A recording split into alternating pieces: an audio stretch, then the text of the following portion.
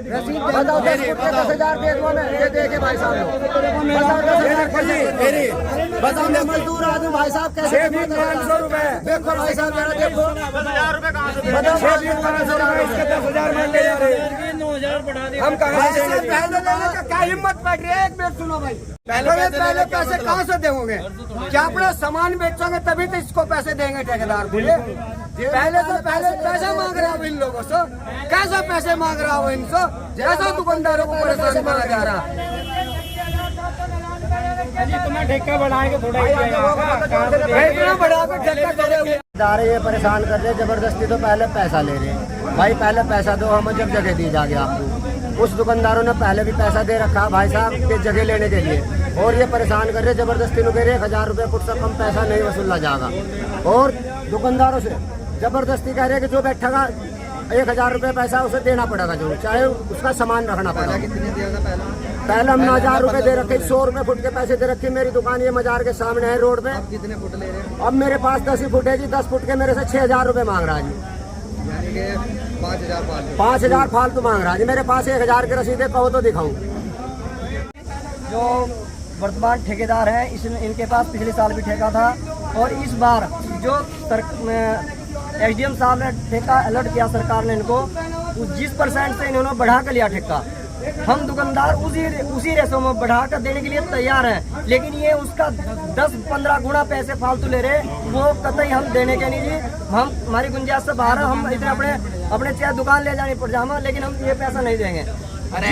जिस रेशो में प्रशासन ने इनको ठेका दिया, उस रेशो में दुकानदार बिल्कुल हर चीज तैयार है पैसा देने के लिए। सपोज करो 1.5% इन्होंने 5% बढ़ा कर लिया, हमारे से भी उतने % बढ़ा कर लिया। आपका आरोप है कि जबरदस्ती ज्यादा पैसा? जी जबरदस्ती यही आरोप है जी हमारा, जबरदस्ती। वरिष्ठ जो जिसने ठेका ले रखा वो इन दुकानदारों के साथ गुंडागर्दी करता है, पहले पैसे मांगता, जो लोग इन्हों पैसे पहले नहीं देता उन लोगों के साथ मारपीट कर रहा।